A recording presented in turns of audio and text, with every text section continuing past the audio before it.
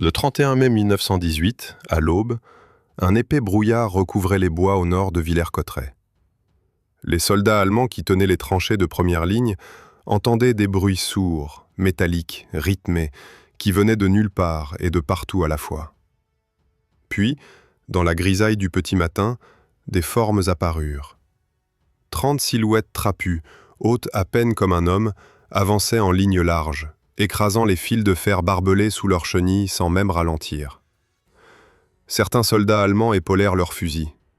D'autres restèrent paralysés. Un sous-officier cria un ordre que personne n'entendit dans le fracas. Quand les petits canons et les mitrailleuses de ces machines inconnues ouvrirent le feu en même temps, des compagnies entières levèrent les mains sans tirer un seul coup. Cette scène, qui allait changer la guerre pour toujours, avait commencé non pas sur un champ de bataille, mais dans l'esprit d'un ingénieur français de 39 ans qui n'avait jamais construit un char de sa vie. Pour comprendre pourquoi le Renault FT fut une révolution absolue, il faut d'abord comprendre dans quel enfer il est né. En 1917, le front occidental était une plaie ouverte de plusieurs centaines de kilomètres, de la mer du Nord jusqu'à la frontière suisse. Des millions d'hommes vivaient enterrés dans des tranchées inondées, sous les obus, sous les gaz, sous la pluie. L'attaque à pied était devenue un suicide organisé.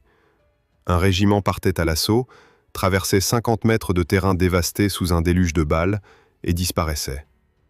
Pour 4 mètres de boue gagnés, on payait en milliers de morts. La semaine suivante, l'ennemi reprenait ces mêmes 4 mètres et tout recommençait. L'armée française avait perdu des centaines de milliers d'hommes dans des offensives qui n'avaient rien changé. Au printemps 1917, plusieurs divisions refusèrent carrément de monter à l'assaut. Ce n'était plus de la fatigue, c'était l'effondrement moral d'une armée entière. Les Britanniques avaient tenté de briser cette impasse avec leurs chars, les fameux Marks en forme de losange, qui avaient été engagés pour la première fois le 15 septembre 1916 sur la Somme. Ces monstres d'acier pesaient 28 tonnes, mesuraient 8 mètres de long et produisaient un effet de terreur indéniable sur l'ennemi. Mais leurs défauts étaient catastrophiques. Leur vitesse maximale atteignait à peine 6 km à l'heure sur route et chutait à 3 ou 4 en terrain accidenté. L'équipage de 8 hommes travaillait dans une chaleur de 50 degrés, asphyxié par les gaz d'échappement, assourdi par le moteur. Après 1h30 de combat, les hommes perdaient connaissance. Il fallait 4 servants rien que pour diriger l'engin, en coordination parfaite, ce qui rendait toute manœuvre rapide impossible. Et les canons, fixés dans des sponsons latéraux, ne pouvaient pas pivoter indépendamment du char, créant d'immenses zones mortes autour de la machine. Les Français avaient répondu avec leurs propres chars, et les résultats avaient été encore plus désastreux. Le Schneider CA1, construit sur un châssis de tracteur américain Holt, pesait 13 tonnes et 500 kg. Son canon court de 75 mm était logé dans un sponson droit. Ses 2 mitrailleuses Hotchkiss de 8 mm complétaient un armement qui semblait impressionnant sur le papier. Mais le centre de gravité propélevé et la courte base de chenilles transformaient chaque fossé en piège mortel. Le 16 avril 1917, lors de l'offensive Nivelle sur le chemin des Dames, 132 Schneiders partirent à l'assaut. 57 furent détruits ou immobilisés le jour même. La plupart s'étaient simplement enfoncés dans les trous d'obus ou avaient versé en tentant de franchir des tranchées. Ce fut une humiliation totale. Le Saint-Chamond était encore pire. 23 tonnes d'acier sur un châssis Holt trop court pour son propre poids, avec un canon de 75 mm monté en proue qui plongeait dans le sol au moindre obstacle. 9 hommes s'entassaient à l'intérieur, dans une chaleur suffocante. Lors de son baptême du feu, le 5 mai 1917, 15 des 16 Saint-Chamond engagés s'enlisèrent avant même d'avoir parcouru 100 mètres depuis leur ligne de départ. Un seul atteignit les positions allemandes. Un seul, sur 16. Le commandement français comprit que ces 2 machines représentaient une impasse totale et qu'il fallait repartir de zéro. C'est dans ce contexte de catastrophe que le général Jean-Baptiste Eugène Estienne entra en scène. Estienne était un artilleur brillant qui avait compris, bien avant la plupart de ses collègues, que la guerre moderne exigeait une arme blindée capable d'accompagner l'infanterie, de briser les fils de fer et de réduire les mitrailleuses au silence. Mais sa vision différait radicalement de tout ce qui existait. Il ne voulait pas quelques centaines de mastodontes coûteux et capricieux. Il voulait des milliers de petites machines, simples, rapides, fiables, produites en masse comme des automobiles, déployées comme un essaim dévastateur sur toute la largeur du front. Pour réaliser cette vision, il fallait un ingénieur exceptionnel. Estienne choisit Louis Renault. Louis Renault avait 40 ans en 1917. Fondateur de sa propre entreprise à 21 ans, après avoir construit sa première voiture dans l'atelier derrière la maison familiale Billancourt, il était devenu l'un des industriels les plus puissants de France. Ses usines produisaient déjà des camions, des moteurs d'avion, des obus pour l'armée. Mais des chars, jamais. Aucune expérience avec les chenilles, aucune connaissance du blindage, aucune pratique du combat. Quand Estienne lui exposa ses exigences, les ingénieurs militaires présents considérèrent le projet comme une utopie. La commande était pourtant d'une clarté brutale. Un char de 7 tonnes maximum, transportable par camion ordinaire, assez rapide pour accompagner l'infanterie au pas de course, simple à produire par milliers, équipé d'une tourelle pivotante à 360 degrés et capable de franchir les tranchées du front occidental sans s'y perdre. Louis Renault accepta le défi. Et en quelques mois à peine, il allait concevoir une machine qui définirait les règles du jeu pour le siècle entier à venir. Louis Renault passa les premières semaines à observer, à mesurer, à calculer. Il ne cherchait pas à améliorer ce qui existait déjà. Il jetait tout à la poubelle et recommençait depuis les lois fondamentales de la mécanique. La première décision qu'il prit parut presque évidente une fois formulée, mais personne avant lui ne l'avait appliquée à un char. Placer le moteur à l'arrière, le conducteur à l'avant et installer entre les deux une tourelle pivotante avec le chef de char. Le moteur pousse la machine vers l'avant, le conducteur voit la route, le chef de char surveille le champ de bataille dans toutes les directions. Simple, logique, révolutionnaire. Tous les chars existants mélangeaient ces fonctions dans un chaos de chaleur, de gaz et d'angles morts. Renault les séparait clairement, et cette seule décision allait définir la conception de tous les blindés du monde pour les 100 années suivantes. La tourelle fut le deuxième défi. Une tourelle pivotante à 360 degrés sur un char de 7 tonnes. Personne ne savait comment faire cela correctement. Les ingénieurs militaires proposaient des systèmes complexes avec des engrenages, des moteurs électriques, des mécanismes de verrouillage élaborés. Renault les écarta tous.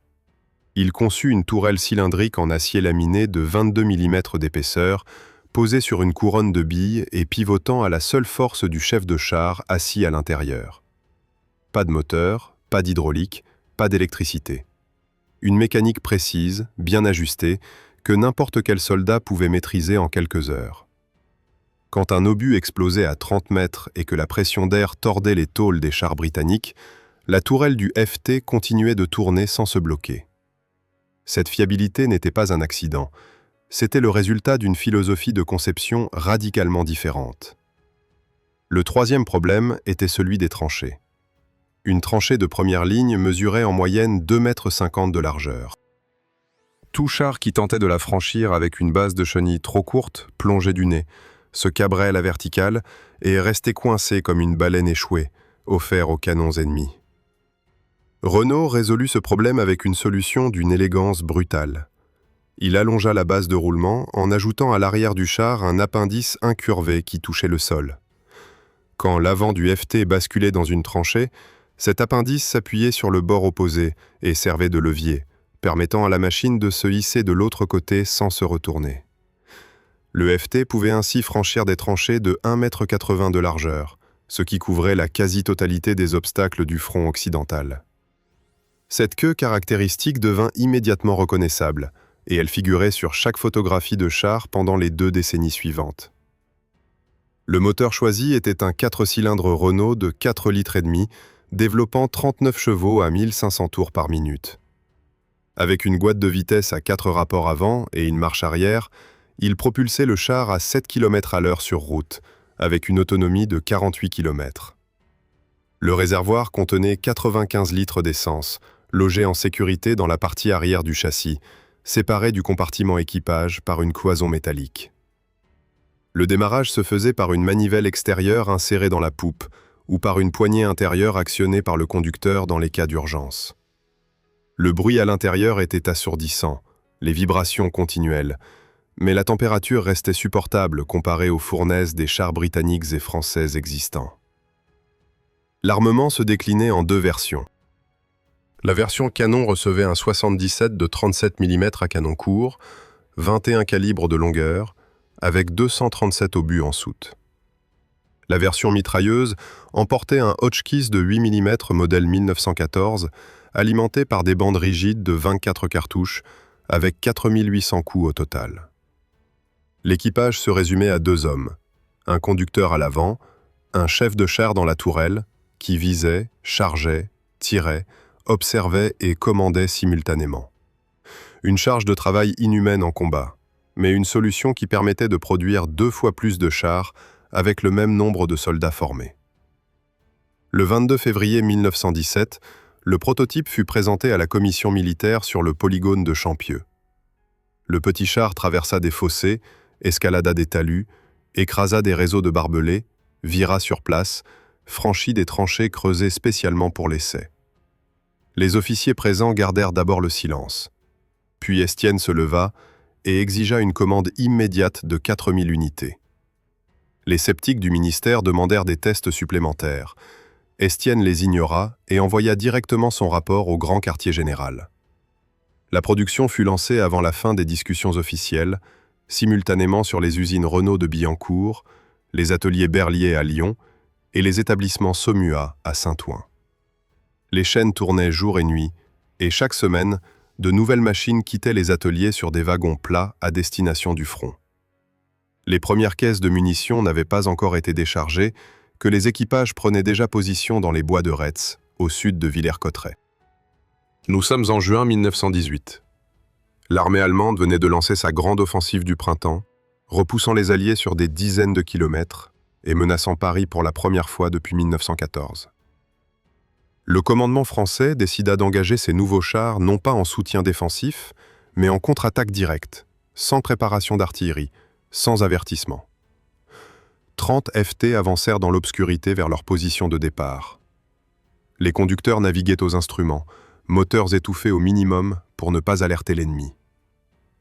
À l'aube, quand le brouillard commença à se lever sur les lignes allemandes, les machines étaient déjà en mouvement. Ce qui se passa dans les minutes suivantes dépassa toutes les prévisions des officiers français. Les soldats allemands qui faisaient face à cette attaque appartenaient à des divisions d'élite, aguerries par 4 ans de guerre. Ils avaient survécu à Verdun, à la Somme, aux offensives de gaz. Mais ils n'avaient jamais vu des machines avancer droit sur eux, sans ralentir sous les balles, sans se coucher, sans mourir. Les obus de fusil ricochaient sur les plaques de blindage avec un claquement métallique sec. Les mitrailleuses lourdes vidaient leurs bandes entières sur les flancs des chars sans les arrêter. Quand un FT pivotait sur place, braquait sa tourelle et ouvrait le feu à 30 mètres d'une tranchée, les hommes à l'intérieur ne cherchaient pas à fuir. Ils levaient les mains. Des pelotons entiers, des compagnies, des commandants de bataillons qui avaient traversé toute la guerre rendaient leurs pistolets à des fantassins français qui couraient derrière les chars, hébétés par la facilité de l'avance. En une seule journée, le front fut stabilisé sur plusieurs kilomètres. Les pertes françaises étaient sans commune mesure avec celles de n'importe quelle offensive précédente. Le général Pétain, qui commandait l'ensemble des forces françaises, reçut le rapport de l'engagement dans la nuit. Il donna immédiatement l'ordre de tripler le rythme de production et de former de nouvelles compagnies de chars aussi vite que les usines pourraient livrer les machines. Mais un autre problème se posait désormais. Les Américains. Le corps expéditionnaire américain débarquait en France par centaines de milliers d'hommes depuis l'été 1917, mais il n'avait pas un seul char opérationnel. Washington avait discuté de programmes de production pendant des mois sans aboutir à rien de concret. Les généraux américains réclamaient des blindés de toute urgence. Le commandement français leur remit 144 FT, avec les manuels techniques, les pièces de rechange, et une invitation à envoyer leurs officiers se former sur le polygone de Champieux. Parmi les officiers qui débarquèrent à Champieux en août 1918 se trouvait un capitaine de cavalerie de 32 ans nommé George Smith Patton. Patton n'avait jamais conduit de char. Il n'avait jamais commandé une unité blindée. Mais il passa ses premières heures sur le polygone, non pas à écouter les instructeurs français, mais à ramper sous les machines, à démonter les trappes de visite, à interroger les mécaniciens sur chaque détail de la transmission. Il apprit à conduire seul en 2 jours, à tirer depuis la tourelle en 4, et consacra le reste de sa formation à concevoir une doctrine tactique entièrement nouvelle pour employer ces chars d'une manière que les Français eux-mêmes n'avaient pas encore imaginée. Sa conviction centrale était simple et brutale. Un char qui s'arrête est un char mort. Les FT devaient avancer sans pause, exploiter chaque brèche sans attendre les ordres, déborder les positions ennemies plutôt que de les attaquer de front. Patton interdit à ses équipages de s'arrêter pour secourir des camarades en difficulté pendant l'action. Il exigea que chaque conducteur connaisse par cœur le terrain sur plusieurs kilomètres devant lui. Il organisa des exercices nocturnes, des attaques sans tir préparatoire, des manœuvres d'encerclement à grande vitesse. Ses subordonnés le trouvaient épuisant, ses supérieurs le trouvaient incontrôlable. Mais ses chars avançaient plus vite et perdaient moins d'hommes que n'importe quelle autre unité blindée alliée. Le 12 septembre 1918, lors de l'offensive contre le saillant de Saint-Mihiel, Patton conduisit lui-même l'attaque à pied, en avant de ses chars, une canne à la main, sous le feu des mitrailleuses allemandes. Quand plusieurs FT s'enlisèrent dans des fossés inondés, il organisa leur dégagement à main nue avec ses hommes, debout dans la boue sous les balles, criant des ordres en français approximatif aux équipages qui ne le comprenaient pas. 3 de ses chars furent détruits ce jour-là. Les autres percèrent la première ligne, neutralisèrent une dizaine de nids de mitrailleuses et permirent à l'infanterie américaine de progresser de plusieurs kilomètres avec des pertes 2 fois inférieures aux prévisions. En rentrant au poste de commandement ce soir-là, Patton avait les mains en sang et un rapport d'action déjà rédigé dans sa tête. Il venait d'inventer la guerre blindée américaine. Le 8 août 1918 restera dans les annales militaires comme le jour où la guerre changea de nature. À 5h20 du matin, sur un front de 20 km devant Amiens, plus de 400 chars alliés s'élancèrent simultanément dans le brouillard matinal, précédant l'infanterie sans aucune préparation d'artillerie préalable. Le silence avait été total jusqu'à la dernière seconde. Les lignes allemandes n'avaient rien vu venir. En moins de 2 heures, la première ligne de défense était enfoncée sur toute sa largeur. En fin de journée, l'avance atteignait par endroits 16 km, un chiffre proprement inimaginable dans le contexte d'une guerre où l'on mourait par milliers pour gagner quelques centaines de mètres. Le général Ludendorff, commandant en chef des forces allemandes, nota dans son journal ce soir-là que c'était le jour le plus sombre de l'armée allemande. Il ne savait pas encore que ce n'était que le début. Ce qui suivit fut une mécanique impitoyable. Chaque semaine apportait une nouvelle offensive sur un secteur différent du front. Les FT attaquaient par vagues successives, les premières compagnies ouvrant les brèches, les suivantes exploitant les percées avant que l'ennemi ne puisse se réorganiser. La doctrine qu'Estienne avait imaginée des années plus tôt se révélait d'une efficacité dévastatrice. Non pas quelques chars précieux utilisés avec parcimonie, mais des centaines de machines jetées simultanément sur tout le front, saturant les défenses, interdisant toute réserve locale, rendant impossible toute contre-attaque cohérente. Les divisions allemandes, qui avaient tenu pendant 4 ans, commençaient à se désintégrer. Des unités entières se rendaient sans combattre à des détachements d'infanterie française, appuyés par 2 ou 3 FT. La seule vue des chenilles suffisait désormais à provoquer l'abandon des positions. À la fin du mois d'octobre 1918, l'armée française alignait plus de 3000 FT opérationnels, répartis entre des dizaines de bataillons blindés. Les pertes en chars étaient remplacées en quelques jours, grâce aux chaînes de production qui tournaient à plein régime à Billancourt, à Lyon et à Saint-Ouen. Chaque semaine, des trains entiers de wagons plats quittaient les usines, chargés de machines fraîches, moteurs réglés, munitions embarquées, prêtes au combat sans délai. La logistique industrielle que Renault avait rendue possible dès la conception du char démontrait maintenant toute sa valeur. Réparer un FT prenait quelques heures, en fabriquer un nouveau prenait quelques jours. Aucun char allemand ne pouvait être produit à ce rythme, ni remplacé aussi facilement. Du côté américain, l'enthousiasme pour le FT avait conduit Washington à signer un contrat colossal avec la société Oneida Iron Works pour la production de 4400 chars sous licence française. Les ingénieurs américains reçurent les plans de Billancourt à l'été 1918 et commencèrent immédiatement la mise en production. Mais fabriquer un FT n'était pas aussi simple qu'il y paraissait. Les tolérances mécaniques exigées par Renault pour la transmission et la tourelle dépassaient les habitudes des usines américaines, habituées à des productions moins précises. Les premières séries présentaient des défauts de jeunesse qui obligèrent à stopper les chaînes et à reprendre les réglages. Quand le 11 novembre 1918 sonna l'armistice, 952 chars avaient été assemblés sur le sol américain. Pas un seul n'avait franchi l'Atlantique.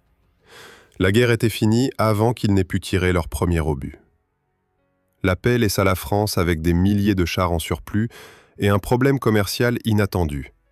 Que faire de toutes ces machines ?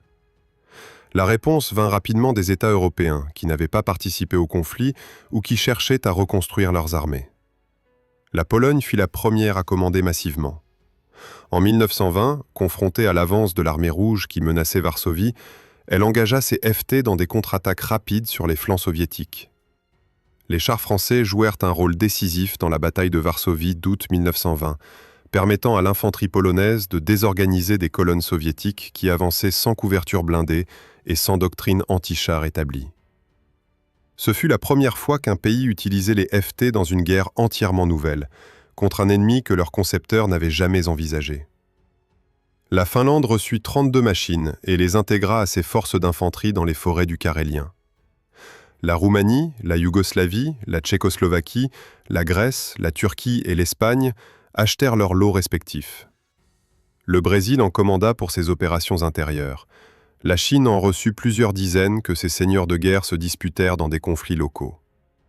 L'Italie alla plus loin que les autres. Elle racheta des plans, négocia une licence de fabrication et produisit sous le nom de Fiat 3000 une version légèrement modifiée destinée à ses propres besoins coloniaux en Libye et en Éthiopie. Le FT devint ainsi le premier char de l'histoire à être fabriqué sous licence par un pays étranger, posant le modèle industriel que toute l'industrie blindée mondiale allait suivre pendant un siècle. En Espagne, la guerre civile qui éclata en 1936 mit en présence des FT des deux camps, républicains et nationalistes, dans des affrontements qui ressemblaient davantage à de la mise en scène qu'à de vraies batailles de chars. Vieux de 20 ans, dépourvus de pièces de rechange fiables, conduits par des équipages insuffisamment formés, ces vétérans de 1918 se retrouvaient face aux Panzer allemands et aux T-26 soviétiques, 2 générations plus modernes. Les résultats étaient prévisibles. Mais les équipages qui les conduisaient, eux, se battaient avec une conviction totale, ignorant ou refusant d'accepter que leur machine était déjà une relique dans un monde qui avait radicalement changé. Le 10 mai 1940, à l'aube, les divisions blindées allemandes franchirent simultanément les frontières belges, néerlandaises et luxembourgeoises. En 48 heures, la doctrine du mouvement rapide et de l'exploitation des brèches pulvérisait tout ce que les états-majors alliés avaient planifié pendant 8 mois de drôles de guerre. Les colonnes de Panzer II et Panzer III fonçaient vers la Meuse à des vitesses que personne n'avait anticipées, contournant les points de résistance, ignorant les flancs exposés, plongeant droit vers la mer pour couper en deux l'ensemble du dispositif allié. Dans ce chaos, quelques dizaines de FT furent sortis des dépôts, rechargés en munitions et envoyés vers le front. Leurs équipages savaient exactement ce qui les attendait. Ces hommes n'étaient pas des novices.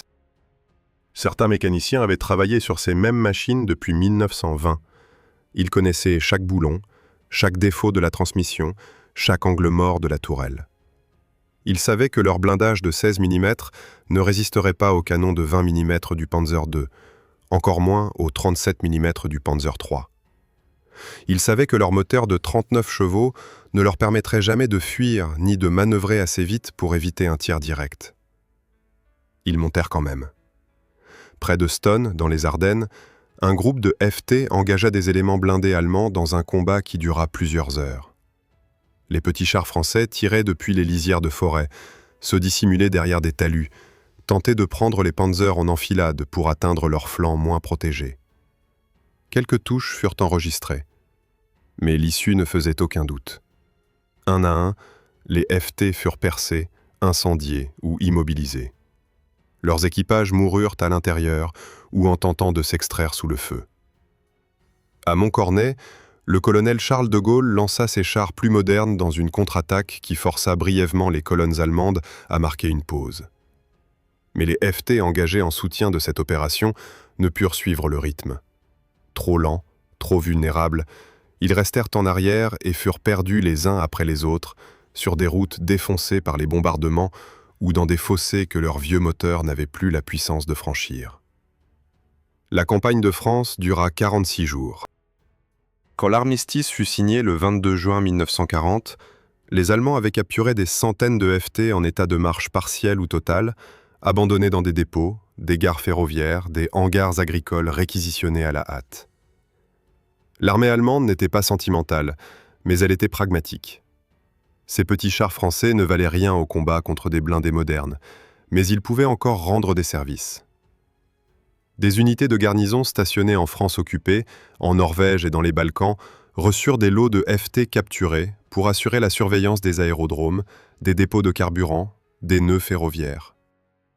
Quelques machines furent transformées en véhicules de commandement, la tourelle retirée et remplacée par une superstructure ouverte. D'autres furent équipés de supports de mitrailleuses supplémentaires pour la défense anti-aérienne rapprochée.